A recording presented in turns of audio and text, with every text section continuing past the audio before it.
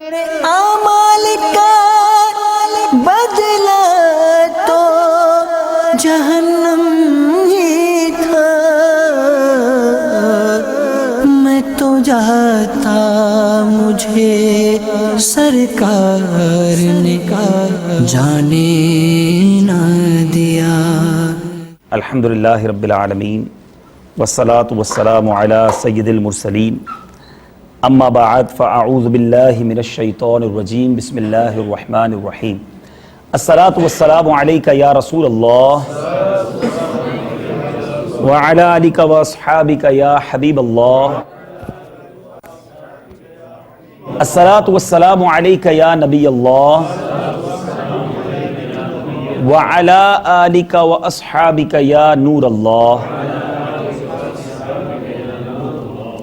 मेरे प्यारे और मोहतरम इस्लामी भाइयों और मदनी चैनल के नाजरीन, दुरूद पाक पढ़ने के बेशुमार फ़ज़ाइल व बरक़ात हैं। बहुत सारी अहादीस दुरूद पाक की बरकतों में, फ़ज़ाइल में मिलती हैं, मगर आज मैं दुरूद पाक ही के हवाले से किसी और तरफ आपकी तवज्जो दिलाना चाहता हूँ। एक हदीस पाक, एक वाक़या कई बार हमने सुना है। प्यारे आका अलैहिस्सलातु वस्सलाम के नूर होने, आपके चेहरे मुबारक के फ़ज़ाइल में ये बयान कई बार किया जाता है कि बीबी आयशा सिद्दीक़ा रज़ियल्लाहु ताला अन्हा तय्यबा ताहिरा एक बार अपने घर में अपने कपड़ों को सी रही थी और आपके मुबारक हाथों से सुई गिर गई और अब चराग जो था वो भी गुल हो गया। सहरी का वक्त था, फरमाती हैं चराग भी गुल हो गया, सुई भी गिर गई। और सुई एक ऐसी बारीक चीज़ है कि रोशनी में भी गिर जाए तो थोड़ा सा मुश्किल हो जाता है उसे तलाश करना, और सहरी का वक्त, अंधेरे का वक्त, चराग भी गुल हो जाए।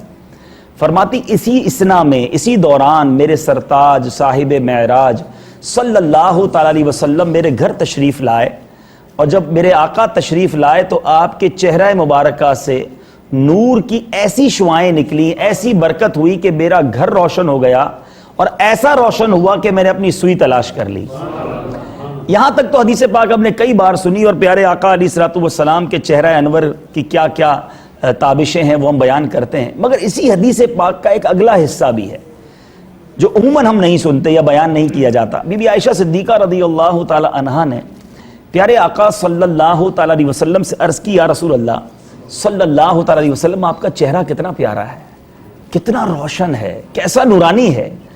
नबी पाक सल्लल्लाहु अलैहि वसल्लम ने, मैं इस पूरी हदीस पाक का खुलासा बयान कर रहा हूँ, प्यारे आका अलैहिस्सलातु वस्सलाम ने फरमाया बर्बादी है उस शख्स के लिए जो मेरा ये चेहरा क़यामत के दिन भी ना देख सकेगा।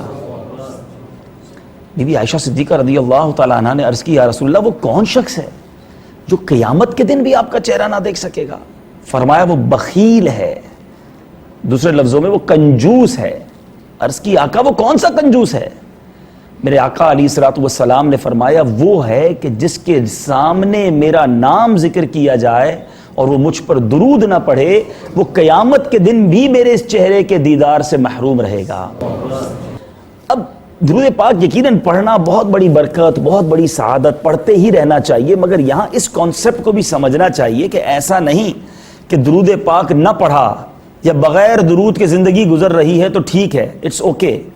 देखिए ये हदीस पाक हमें बता रही है कि being a Muslim, being a follower of रसूलुल्लाह सल्लल्लाहु ताला अलैहि वसल्लम, हम आका के उम्मती हैं। ये प्यारे आका अलैहिस्सलातु वस्सलाम के काजी अयाज ने शिफा शरीफ में ये हक़ लिखे हैं कि नबी पाक के जो उम्मत पर हक़ हैं, यानी एक उम्मती होने की हैसियत से जो हम पर राइट्स ऑफ रसूलुल्लाह हैं, उसमें से एक हक़ ये भी है कि नबी पाक सल्लल्लाहु अलैहि वसल्लम की ज़ात पर दुरूद पाक पढ़ा जाए, पढ़ते रहे। उम्मती होने का नाता ये है। और अब ये हदीस पाक भी हमने सुन ली, तो जब जब प्यारे आका सल्लल्लाहु अलैहि वसल्लम का नाम सुने, बाअदब होकर दुरूद पाक पढ़ना ये अपनी आदत बनाएं।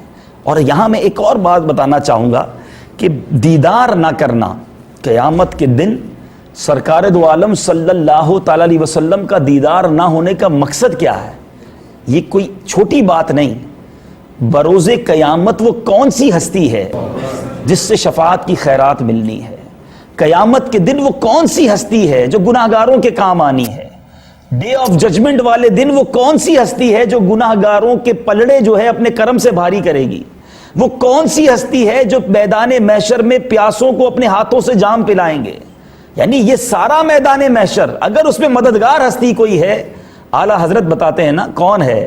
ٹھنڈا ٹھنڈا میٹھا میٹھا پیتے ہم ہیں پلاتے یہ ہیں، اپنے کرم سے ہم حلقوں کا پلہ بھاری بناتے یہ ہیں۔ قیامت کے دن تو ماں بھی بیٹے کو چھوڑ دے گی نا، مگر ماں جب اکلوتے کو چھوڑے آ آ کہہ کے بلاتے یہ ہیں، باپ جہاں بیٹے سے بھاگے لطف وہاں فرماتے یہ ہیں، جن کے ہاتھ میں کل کنجی ہے مالک کل کہلاتے یہ ہیں۔ تو گویا پیارے آقا علیہ الصلوۃ والسلام کا جو دیدار ہی نہ کر سکے گا، شفاعت کس سے طلب کرے گا؟ پیاسا ہوگا تو پانی کس سے مانگے گا؟ کس سے فریاد کرے گا کہ جناب پل صراط سے پار ہونے کا وقت ہے، سلم سلم کی ڈھارس سے پل سے پار چلاتے یہ ہیں۔ تو نبی پاک صلی اللہ تعالیٰ علیہ وسلم کے بغیر تو کچھ بھی نہیں ہم، یعنی ان کا دامن کرم ملا، ان کی شفاعت ہوئی، انہوں نے کرم کیا تو ہی اپنی جو ہے وہ بیڑا پار لگنا ہے۔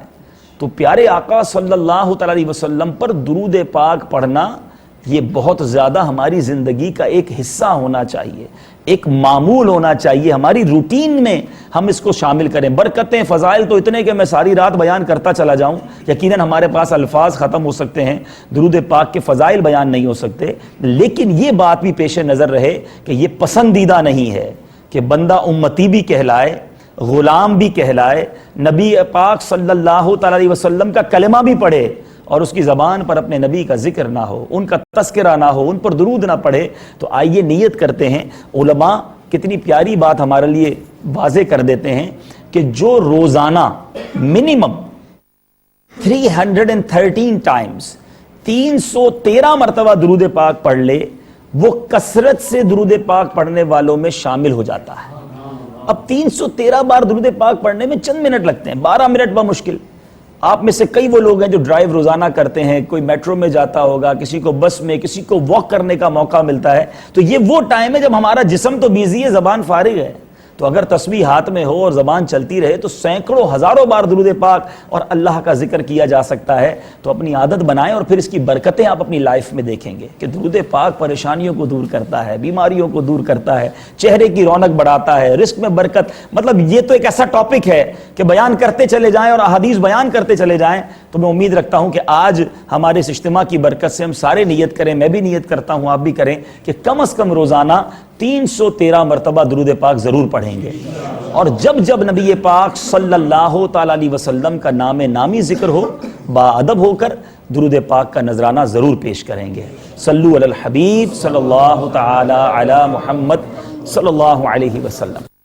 آج ایک ایسی ہیبٹ کو ڈسکس کرنے کی کوشش کروں گا اور اس کے لیے کچھ مدنی پھول پیش کروں گا کہ وہ عادت اگر اچھی بھی ہو سکتی ہے، بہت زیادہ محمود بھی ہو سکتی ہے، اور وہی عادت اگر نیگیٹو وے میں ہو تو وہ بہت زیادہ نقصان دہ اور بہت زیادہ ناپسندیدہ بھی ہو سکتی ہے۔ ایک واقعہ پہلے بیان کروں گا جس سے احساس ہوگا کہ یہ عادت کس قدر بری بھی بن سکتی ہے۔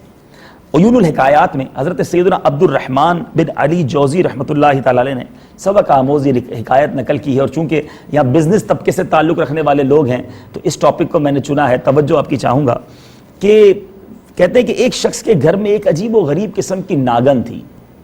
اس کے گھر کے ساتھ ہی ایک بل بنا ہوا تھا اور اس میں وہ ناگن، بڑا سا ناگ وہ رہتا تھا، وہ انڈا دیتی۔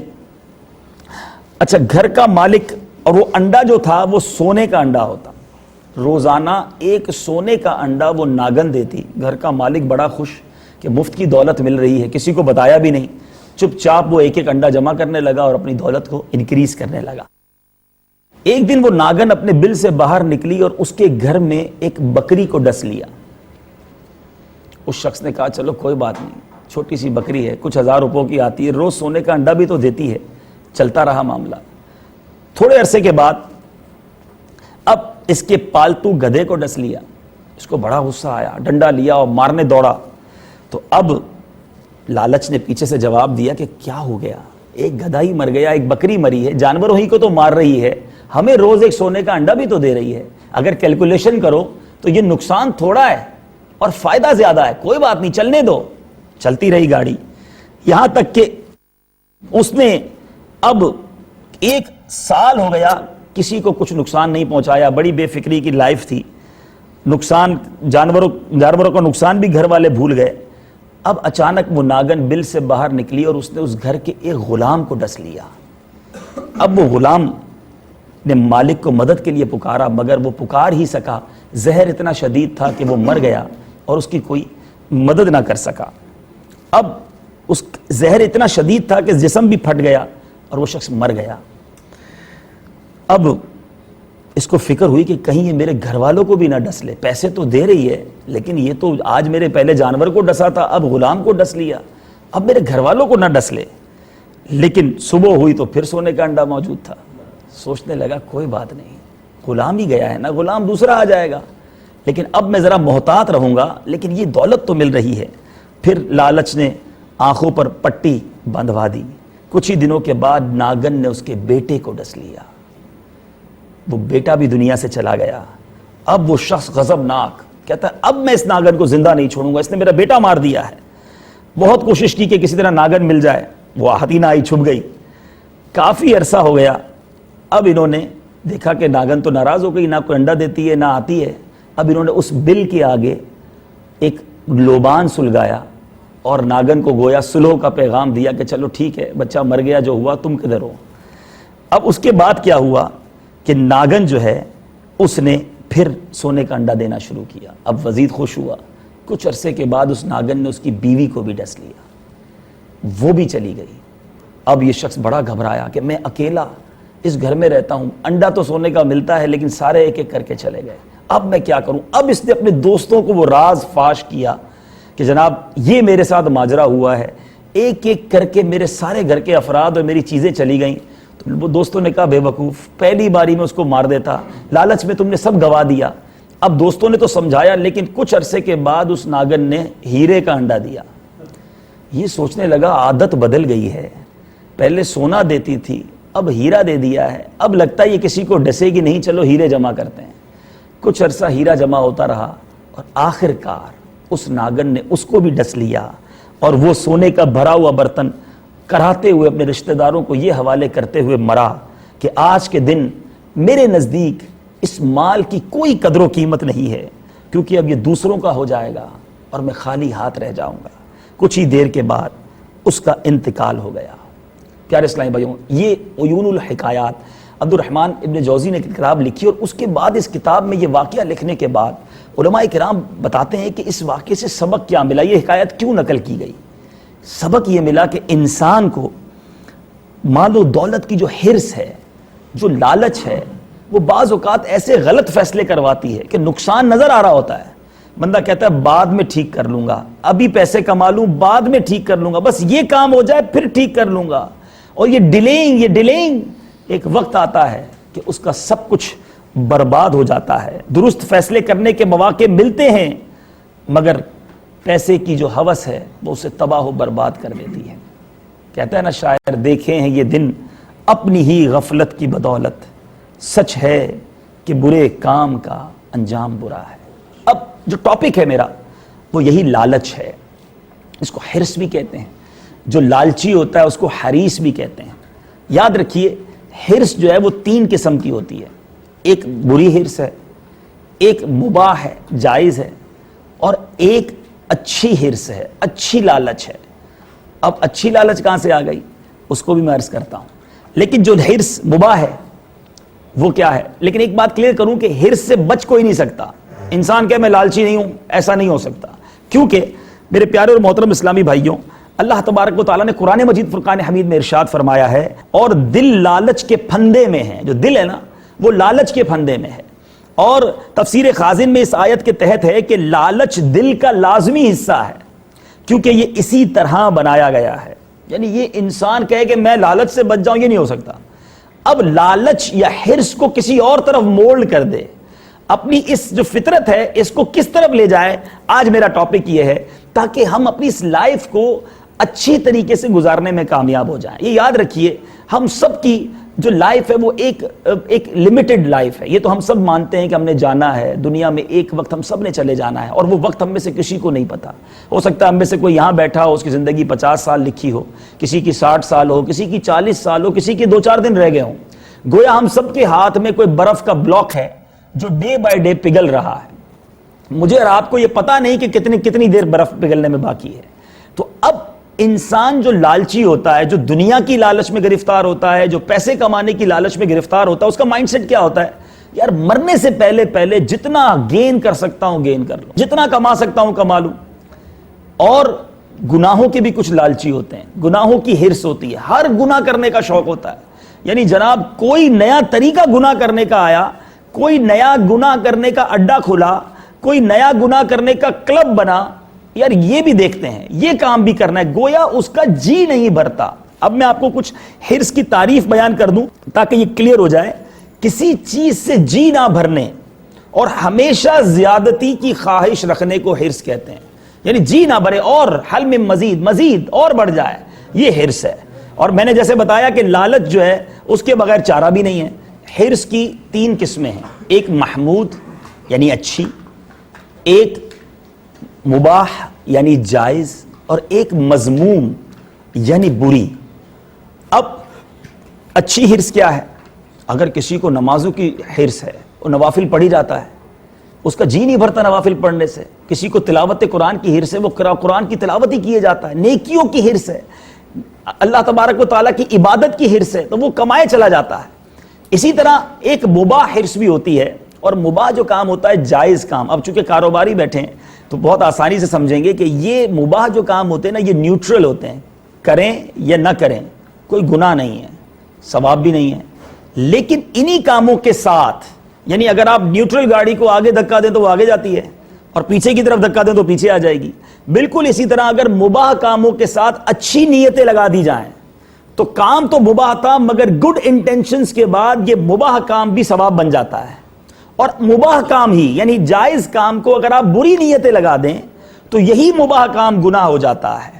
تو اب کچھ لوگوں کو مباح ہرس ہوتی ہے، کھانا کھانے کی ہرس ہوتی ہے، اچھے کپڑے پہننے کی ہرس ہوتی ہے، خوشبو لگانے کی ہرس ہوتی ہے، اچھی گاڑی رکھنے کی ہرس ہوتی ہے۔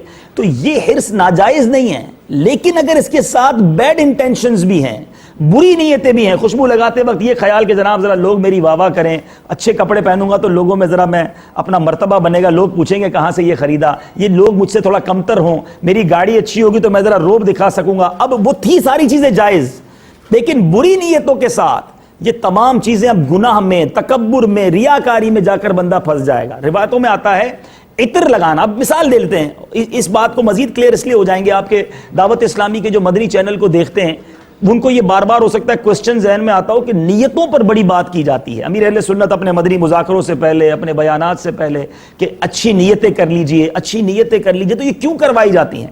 تو وجہ یہی ہے کہ ہمارا مائنڈ سیٹ بن جائے۔ آپ میں سے کئی لوگ آج چونکہ اچھی محفل میں آئے، خوشبو لگا کر آئے ہوں گے، اور اچھی بات ہے، لیکن اگر خوشبو لگاتے وقت کوئی یہ نیت کرتا ہے کہ جناب لوگوں میں ذرا سپیریئر ہو جاؤں، میرا نام ہو جائے، لوگ مجھ سے جناب پوچھیں کہاں سے عطر لیا ہے، یا اس طرح تکبر کی نیت سے وہ خوشبو لگائے، روایتوں میں آتا ہے جو اس لیے خوشبو لگائے تو اس کی خوشبو قیامت کے دن مردار کی بدبو میں تبدیل ہو جائے گی۔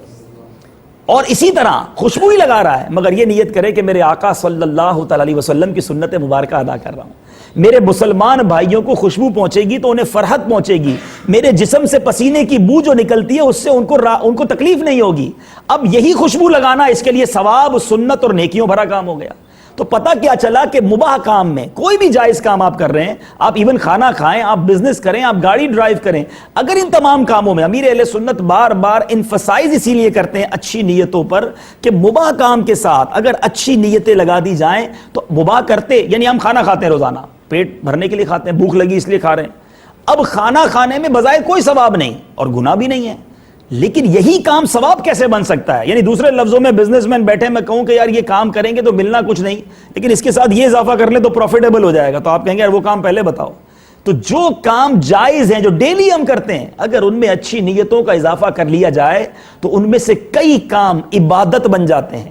علماء فرماتے ہیں جو اس نیت سے رات کو سوئے کہ میں سو اس لیے رہا ہوں کہ میں فجر پر یا تہجد پر قوت حاصل کروں گا، ساری رات سوتا رہے، ساری رات سونے پر عبادت کا ثواب ملتا رہے گا۔ ہم روز سوتے ہیں لیکن کوئی نیت نہیں ہوتی ساتھ، کھانا روز کھاتے ہیں اگر اس لیے کھا رہا ہے کہ پیٹ بھر جائے گا، ذرا لذت مل جائے گی، آج چکن کھا رہا ہوں، تو کوئی نیکی نہیں ہے. لیکن اگر اس لیے کھائے کہ اس کھانے سے جو قوت ملے گی, جو اسٹرینتھ ملے گی, اس اسٹرینتھ کو اللہ کی عبادت پر صرف کروں گا, نماز پڑھنے پر طاقت ملے گی, سیدھے ہاتھ سے کھاؤں گا, سنت کے مطابق بیٹھ کر کھاؤں گا, کھانا کھا کر پہلے اور بعد کی دعا پڑھوں گا, اگر یہ چند نیتیں چند سیکنڈز میں نے کہہ دیں, لیکن یہ کھانا بھی اس کے لیے عبادت بن جائے گا. تو چونکہ یہ مباح جو کام ہے امیر اہل سنت, اور یہ کس کو آئیں گے, یہ کون کرے گا؟ بات وہی آ گئی کہ جس کو نیکیوں کی لالچ ہوگی, وہ چاہے گا کہ میرے مباح کام بھی نیکیاں بن جائیں. پانی میں روز پیتا ہوں, کوئی ثواب نہیں ہے. اگر یہی پانی بسم اللہ شریف پڑھ کر سنت کے مطابق بیٹھ کر 3 سانسوں میں پی رہا ہوں, تو اب یہ پانی بھی پی رہا ہوں, پیاس بھی بجھ رہی ہے, سنت کا ثواب بھی مل رہا ہے. تو یہ اچھی نیتیں جو ہیں اگر ہم سیکھ لیں, پیارے آقا صلی اللہ علیہ وسلم کے طریقے سیکھ لیں, اور یہ جب ہی ہو سکتا ہے کہ جب ہمارا یہ مائنڈ سیٹ بن جائے کہ زندگی تھوڑی ہے, ٹائم از لمیٹڈ, اسی وقت میں میں ارننگ کر لوں. یعنی مثال کے طور پہ ہم کسی ایسی جگہ جائیں جب بزنس کا سیزن لگا ہوا ہو, اور ہمیں کوئی کہے کہ جناب 2 مہینے کمانے کے لیے جتنا کمانا ہے کما لو, پھر یہ سیزن چلا جائے گا. تو ہم اس 2 مہینے میں بہت کوشش کرتے ہیں کہ سیزن کو گین کر لیں, جتنا چاہے وقت دے دیں, اس میں فیملی کو بھی ٹائم کم دیں گے, نیند بھی کم کریں گے کہ یار 2 مہینے بعد آرام کر لوں گا, یہ 2 مہینے میں بزنس اچھا کر لوں, ارننگ زیادہ ہو جائے, پھر آرام ہے. تو بالکل یہ لائف ایسی ہے میرے پیارے اسلامی بھائیوں. الذی خلق الموت والحیات لیبلوکم ایکم احسن عملا. موت اور زندگی کو اس لیے پیدا کیا کہ دیکھیں تم میں سے کس کا کام اچھا ہے. ہمیں بھیجا ہی اسی لیے گیا ہے. یہ 50 60 70 ایئرز وی ڈونٹ نو, ہم میں سے کسی کو نہیں پتا. اگر 70 ایئرز بھی ہیں تو لمٹ ہے نا, اس 70 ایئرز کے بعد اس کا رزلٹ اناؤنس ہوگا, اور پھر اس کی جو ارننگ ہوگی اس کا ریوارڈ ملے گا, اس کا ثمرہ ملے گا.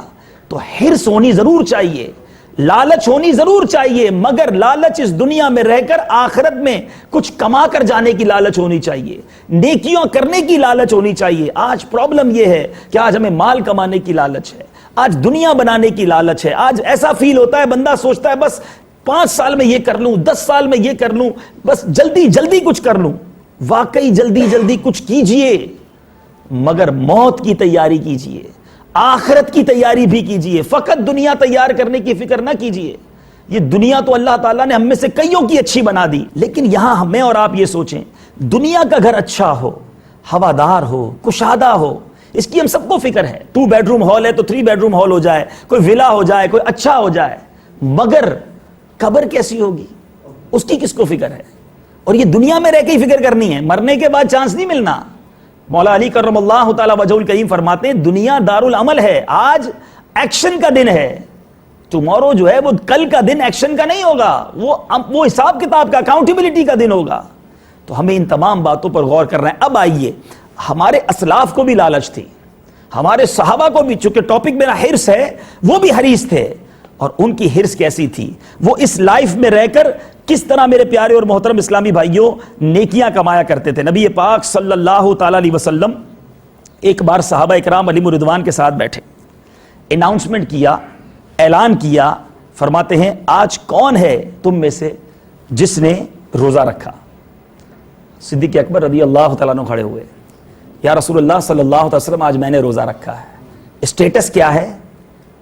افضل البشر بعد الانبیاء, تمام انبیاء کے بعد سب سے افضل ہستی سیدنا صدیق اکبر رضی اللہ تعالیٰ عنہ, قطعی جنتی, عشرہ مبشرہ میں ہیں, خلیفۃ المسلمین ہیں, میرے آقا کے چہیتے صحابی ہیں.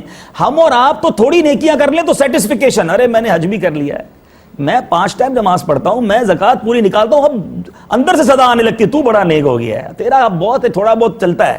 انسان جب تھوڑی سی نیکیاں کر لے تو اب گناہوں پہ اندر سے سیٹسفیکیشن کی آواز آنا شروع ہو جاتی ہے. کوئی بات نہیں, کاروبار میں اونچ نیچ چلتی ہے, تو زکوٰۃ بھی تو پوری دے دیتا ہے, تو حج بھی تو ہر سال کر لیتا ہے, تو نے پچھلے سال غریب کی بھی مدد کی تھی. میں اور آپ سیدنا صدیق اکبر رضی اللہ تعالیٰ عنہ کے قدموں کی دھول کے برابر بھی نہیں ہیں, لیکن میرے آقا پوچھتے ہیں کون ہے جس نے آج تم میں سے روزہ رکھا ہے؟ سیدنا صدیق اکبر کھڑے ہو گئے, یا رسول اللہ صلی اللہ علیہ وسلم میں نے. میرے آقا علیہ الصلوۃ والسلام نے پوچھا, تشریف رکھیں, بٹھایا, پھر فرمایا دوسرا سوال, دوسرا کوسچن, تم میں سے کون ہے جس نے آج جنازے میں شرکت کی ہے؟ صدیق اکبر رضی اللہ عنہ پھر کھڑے ہو گئے, آقا آج میں نے جنازے میں بھی شرکت کی ہے. کہا ٹھیک ہے بیٹھ جاؤ. ارشاد فرمایا اچھا تم میں سے کون ہے جس نے آج مسکین کو کھانا کھلایا ہے؟ سیدنا صدیق اکبر رضی اللہ عنہ پھر کھڑے ہو گئے, کہتے آقا آج میں نے مسکین کو بھی کھانا کھلایا ہے. یہ کیا تھا؟ پھر آقا علیہ السلام نے چوتھا سوال کیا, تم میں سے کون ہے جس نے آج کسی مریض کی عیادت کی ہے؟ سیدنا صدیق اکبر رضی اللہ عنہ پھر کھڑے ہو گئے, کہتے ہیں آج کے دن آقا میں نے مریض کی بھی عیادت کی ہے. میرے آقا علیہ الصلوۃ والسلام نے فرمایا کہ جس میں یہ خصلتیں جمع ہو جائیں وہ جنت میں داخل ہوگا. اب یہ مسلم شریف کی حدیث میں نے آپ کو سنائی. اتنا بڑا اسٹیٹس, ایک ہی دن میں روزہ بھی رکھ رہے ہیں, مسکین کو کھانا بھی کھلا رہے ہیں, جنازہ میں بھی شرکت ہو رہی ہے, مریض کی بھی عیادت ہو رہی ہے. کیا تھا؟ ٹائم از شارٹ, گین کرنا تھا ان کو. یہ روزانہ کو یوز کرتے تھے, ڈیلی بیسس پر پلان بنتا تھا. آج میرے اور آپ کے بھی پلان بنتے ہیں, واٹ ٹو ڈو. ہمارے کمپیوٹر میں, ہمارے لیپ ٹاپ میں, ہمارے سیکرٹری کے پاس ہمارے کل کے کام لکھے ہوتے ہیں. کیونکہ ایک دن نکلا, میں نے بزنس میں کیا کیا, میں نے اپنی دنیا کے کون کون سے پینڈنگ نپٹائے. ہماری یہ پلاننگز بنتی ہیں. مگر کبھی یہ سوچا کہ یہ دن جو گزرا یہ میں قبر کے بھی قریب گیا, اس میں میری نیکیاں کتنی بڑی. میرے پیارے اسلامی بھائیوں, جیسے جیسے امتحان قریب آتا ہے, یہ دنیا کا دستور ہے, ینگسٹر بیٹھے ہیں اور بلکہ ہم میں سے سب نے اسٹوڈنٹ لائف گزاری ہے, جیسے جیسے ایگزامینیشن قریب آتے ہیں اسٹوڈنٹ کی فکر ویسے ویسے بڑھتی جاتی ہے.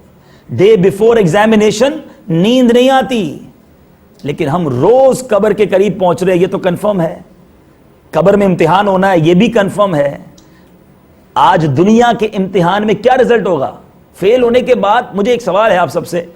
امتحان کی بڑی فکر ہوتی ہے. میں کئی جگہوں پر جاتا ہوں, اسٹوڈنٹ پرچی دیتے ہیں, کان میں بھی کہتے ہیں حضور دعا کر دیں امتحان میں پاس ہو جائیں. اس امتحان میں فیلئر کا نقصان کیا ہے؟ ایک اور کلاس, دوبارہ سال پڑھنا پڑے گا, یہی ہوگا نا. اور کیا نقصان ہو جائے گا؟ کبھی سوچا کہ اس میں سپلیمنٹری کا چانس بھی ملتا ہے, ری ایگزام کا بھی چانس ملتا ہے, پیپر دوبارہ چیک کر لو اس کا بھی چانس ملتا ہے, رزلٹ بھی 3-4 مہینے بعد آتا ہے. قبر کا امتحان کیسا ہے؟ ایک ہی چانس, کوسچن پیپر آؤٹ ہے, نو ری ایگزام, نو سپلیمنٹری کوسچن, اور ادھر جواب دیے, ادھر رزلٹ اناؤنس, دوبارہ چانس بھی نہیں. اور رزلٹ کیا ہے؟ 1 سال دوبارہ پڑھنا نہیں, 1 سال دوبارہ کلاس میں رہنا نہیں ہے. جس نے صحیح قبر کے جواب دیے مجدہ ملنا ہے کہ سو جا جیسے دلہن سوتی ہے اور جنت کی کھڑکی کھول دی جائے گی. اور جو قبر کے اس ایگزام میں فیل ہو گیا, اس کے بعد اس کے پاس کوئی چانس نہیں دوسرا, ہمیشہ ہمیشہ وہ جہنم کی آگ میں قبر میں جلتا رہے گا. ہم میں سے کس کو فکر ہوئی؟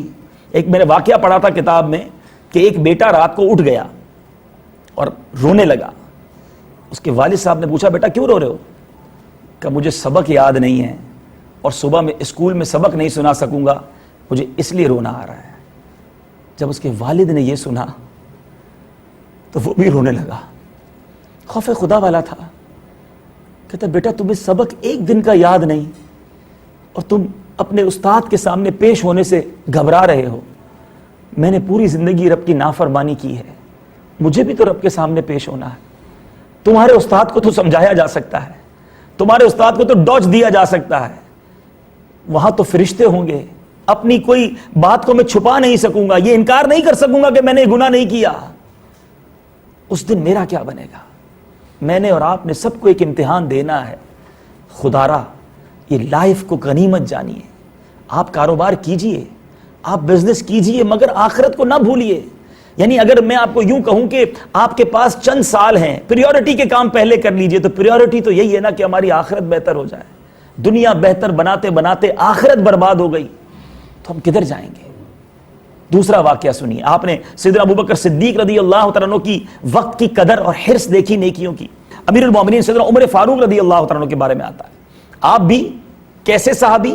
عشرہ مبشرہ ہیں, قطعی جنتی ہیں. میرے آقا فرماتے جس گلی سے عمر گزر جائے اس گلی سے شیطان نہیں گزرتا. ایسا مرتبہ ہے, سیٹسفیکشن پھر بھی نہیں ہے. فرماتے جب آپ پر حملہ ہوا اور آپ شدید زخمی ہو گئے, بے ہوشی کے عالم میں چلے گئے, صحابہ اکرام علیہم الرضوان اٹھانا چاہ رہے ہیں, آپ کو ہوش نہیں آ رہا. کسی صحابی نے کہا کہ ان کو نماز کے نام پر اٹھاؤ, یہ نماز کے نام پر اٹھ جائیں گے. اعلان کیا صحابی نے امیر المومنین نماز. یہ سن کر فاروق اعظم رضی اللہ عنہ اٹھ گئے اور فرمایا اللہ کی قسم جو نماز ترک کرے اس کا اسلام میں کوئی حصہ نہیں. پھر آپ نے زخمی حالت میں بھی نماز ادا فرمائی. آج سر میں درد ہو تو روزہ ختم, طبیعت بہتر نہیں تو نماز نہیں پڑھنی, ارے بعد میں رات کو مل کے ساری پڑھ لیں گے. یہ وہ لوگ ہیں جنہوں نے جنت کا اعلان مجدہ سن لیا تھا, مجھے اور آپ کو نہیں پتا. مگر یہ وہ ہیں جو زخمی حالت میں بھی نماز پڑھیں اور ہم امن کی حالت میں سکون میں بھی رب کو سجدہ نہ کریں. اللہ نے سب کچھ دیا مگر میں مالک کا شکر ادا نہ کروں، اس کی بارگاہ میں سجدہ نہ کروں، اس سے بڑی نافرمانی کیا ہے؟ عثمان غنی رضی اللہ تعالیٰ عنہ، آپ بھی عشرہ مبشرہ ہیں، میرے آقا علیہ الصلوۃ والسلام کی 2 شہزادیاں یکے بعد دیگرے آپ کے نکاح میں ہیں، ذو النورین ہیں۔ آپ کا نیکی پر عمل کرنے کا لالچ کیسی تھی، حرص کیسی تھی؟ آپ کے بارے میں آتا ہے کہ آپ کی جب شہادت میرے آقا علیہ الصلوۃ والسلام نے بہت پہلے، عثمان غنی رضی اللہ تعالیٰ عنہ فرماتے ہیں، خود کہتے ہیں، سیدنا عبداللہ ابن عباس فرماتے ہیں کہ ایک روز عثمان غنی سرکار دو عالم صلی اللہ تعالیٰ علیہ وسلم کی خدمت میں حاضر ہوئے۔ میرے آقا نے فرمایا، اے عثمان، تم سورہ بقرہ پڑھتے ہوئے شہید ہوگے اور تمہارا خون اس آیت پر پڑے گا، فَسَيَكْفِيكَهُمُ اللَّهُ۔ اپنی خلافت کے آخری ایام میں حضرت سیدنا عثمان غنی آزمائش میں مبتلا ہو گئے، محاصرہ ہو گیا۔ آپ اس میں بھی نفلی روزے رکھتے اور تلاوت قرآن میں مشغول رہتے۔ جب آپ کی شہادت ہوئی تو آپ اس وقت بھی تلاوت کر رہے تھے، اور آپ کے جسم مبارک کے سے خون کے نکلنے والے قطرے قرآن پاک کی اسی آیت پر پڑے جس کے بارے میں میرے آقا صلی اللہ علیہ وسلم نے پہلے ارشاد فرمایا تھا، اور محدثین اور مورخین فرماتے ہیں جب مصری لوگ قتل کے ارادے سے حضرت عثمان غنی رضی اللہ تعالیٰ عنہ کے گھر میں داخل ہوئے، کسی کو قتل کرنے کوئی گھر میں داخل ہو جائے، اس سے زیادہ ڈینجرس معاملہ کیا ہوگا، افراتفری کا معاملہ کیا ہوگا، مگر آپ فرماتے ہیں کہ آپ اس وقت بھی قرآن پاک کھولے یہی رکوع تلاوت فرما رہے تھے۔ آخری وقت ہے، نظر آ رہا ہے، اور پڑھ لوں، آخری وقت تھوڑا رہ گیا، اور نیکیاں کما لوں، اور قرآن پڑھ لوں، اور کچھ لے جاؤں۔ یہی ہماری سوچ ہے کہ کچھ اور لے جاؤں، لیکن ہماری سوچ دنیا کی ہے، اور اللہ والوں کی سوچ یہ تھی کہ جو یہاں سے سمیٹنا ہے سمیٹ لوں۔ کہیے سبحان اللہ، زور سے کہیے سبحان اللہ۔ جو ایک بار سبحان اللہ کہتا ہے اس کے لیے جنت میں ایک درخت لگا دیا جاتا ہے۔ اب آپ مجھے بتاؤ، ایک لفظ اور اتنی نیکیاں، اور میرے پاس ذکر کا وقت نہیں۔ چوٹ کرنے کے لیے کہتا ہوں، اگر یہ اناؤنس کر دیا جائے جو ایک بار سبحان اللہ کا 1 درہم ملے گا، اب کتنی بار کہیں گے؟ شاید سارے کام چھوڑ کر یہی کرتے رہیں گے۔ تو یہ ہماری دنیا کی سوچ جو نا، یہی ہمیں ٹرن کرنی ہے کہ ہم اس لائف میں جتنی نیکیاں کما سکتے، تھوڑی لائف ہے، چلتے پھرتے اٹھتے بیٹھتے اچھے کاموں کی طرف توجہ رہے۔ حضرت سیدنا صفوان بن سلیم کیا لوگ تھے، میں اب جب ان کو بارے میں پڑھتے تو لگتا ہے کہ ہم کیا ہیں اور وہ کیا تھے۔ ان کے بارے میں آتا ہے کہ آپ کی پنڈلیاں نماز میں دیر تک کھڑے رہنے کی وجہ سے سوج گئی تھیں۔ آپ اس قدر کثرت سے عبادت کیا کرتے تھے کہ بالفرض آپ سے کہہ دیا جاتا کہ کل قیامت ہے تو آپ اپنی عبادت میں کچھ بھی اضافہ نہ کر سکتے۔ فرماتے ہیں اگر مجھے کوئی کہتا کہ کل قیامت ہے یا کل تمہاری زندگی کا آخری دن ہے تو میرے شیڈول میں مزید عبادت کرنے کی گنجائش نہیں ہے، یعنی جتنا میں کر رہا ہوں میں وہی کر سکوں گا، جگہ ہی نہیں بچی تھی۔ اور آپ کا ذہن کیسا تھا؟ ہمارے پاکستان میں یا غریب علاقوں میں لوگ گرمیوں میں رات کو چھت پہ سوتے ہیں تاکہ کچھ ہوا آ جائے، اور سردیوں میں گھر کے اندر سوتے ہیں تاکہ کچھ ٹھنڈ کم لگے۔ آپ فرماتے ہیں کیونکہ رات عبادت میں گزارنی ہوتی تو جب سردیوں کی راتیں آتی تو آپ کمرے کی چھت پر چلے جاتے ہیں تاکہ ٹھنڈ سونے نہ دے اور عبادت میں ساری رات گزر جائے، اور جب گرمیوں کے دن آتے تو آپ اپنے کمرے میں آ کر بند ہو جاتے تاکہ گرمی سونے نہ دے اور اللہ کی عبادت میں رات صرف ہو جائے، کیونکہ راتیں تھوڑی ہیں، لمحات تھوڑے ہیں، عبادت میں گزر جائیں، میں کچھ لے کر چلا جاؤں۔ میرے پیارے اسلامی بھائیوں، یہی ہمارے اسلاف کا طریقہ ہے، اور یہی الحمدللہ عز و جل دعوت اسلامی ہمیں سوچ فراہم کرتی ہے۔ بیزی لائف ہے ہماری، ہم نے اپنی لائف کے کچھ ایمز اینڈ آبجیکٹس بنا لیے ہیں، لیکن یہ طے ہے کہ ہم مسلمان ہیں، ہمارا یہ ایمان ہے کہ ہم نے جانا ہے۔ یہ دنیا ہمارا مسکن نہیں ہے، it is not over last destination. ہم یہاں پر مسافر ہیں، اصل ڈیسٹینیشن کچھ اور ہے۔ کبھی بھی بورڈنگ، جو آپ میں سے سارے ٹریولرز ہیں، آپ جب بورڈنگ لاؤنج میں ہوتے ہیں تو اس میں ریسٹ نہیں کرتے، اس بورڈنگ لاؤنج میں گم نہیں ہو جاتے، آلویز کانشیس ہوتے ہیں کہ اناؤنسمنٹ کہیں میری فلائٹ نہ ہو جائے۔ تو یوں سمجھیے کہ ہمارے ہاتھ میں جب ہم پیدا ہوئے تھے تو جانے کا بورڈنگ کارڈ دے دیا گیا ہے، اور ہم سب اس وقت بورڈنگ لاؤنج میں ہیں، کبھی بھی فلائٹ اناؤنس ہو سکتی ہے۔ So be conscious, be ready for take off. اور پھر جب بورڈنگ لاؤنج سے ہم ٹریول کرتے ہیں تو سامان گھر سے لانے کی اجازت نہیں ہوتی، what ever in over hand, جو ہمارے ہاتھ میں لگیج ہوتا ہے وہی ساتھ جاتا ہے۔ تو ایسا لگیج تیار کر لیجئے جو وہاں کام آئے۔ فلائٹ اناؤنس ہو، کسی وقت بھی اناؤنس ہو سکتی ہے، پھر میں یہ جہاز کے عملے کو یہ نہیں کہہ سکتا کہ میں گھر پہ یہ سامان بھول گیا یا جناب ابھی تو تیاری نہیں ہے، فلائٹ ٹائم پہ اڑ جائے گی، تو ہم اس وقت کیوں پچھتائیں؟ ابھی اللہ نے زندگی بھی دی ہے، صحت بھی دی ہے، عافیت بھی دی ہے، رب کی عبادت کر لیجئے۔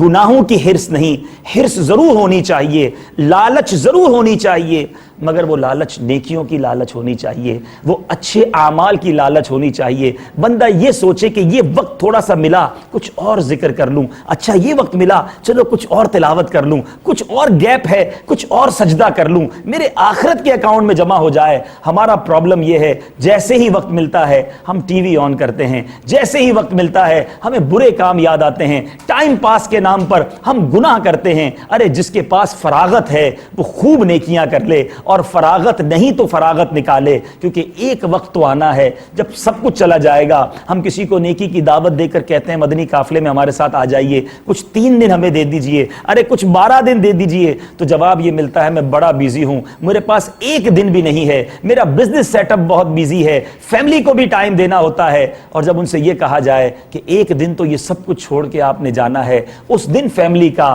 اس دن بزنس کا کیا ہوگا؟ تو کیوں نہ اس سفر سے پہلے ایسا سفر کر لیا جائے جو اس سفر کو آسان کر دے۔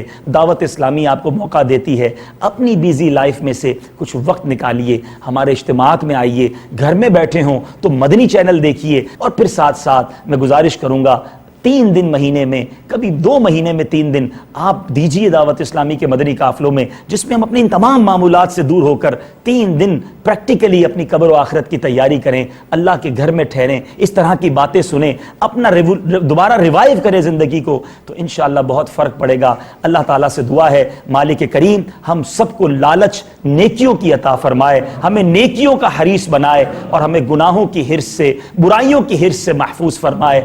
اللہ تعالیٰ سے دعا ہے مالک کریم ہمیں جو کچھ اس نے عطا فرمایا اس کی راہ میں دل کھول کر خرچ کرنے کی بھی توفیق عطا فرمائے۔ آمین بجاہ نبی الامین صلی اللہ تعالی علیہ وسلم۔ میرے اعمال کا بدلہ تو جہنم ہی تھا، میں تو جاتا مجھے سرکار نے کہا جانے نہ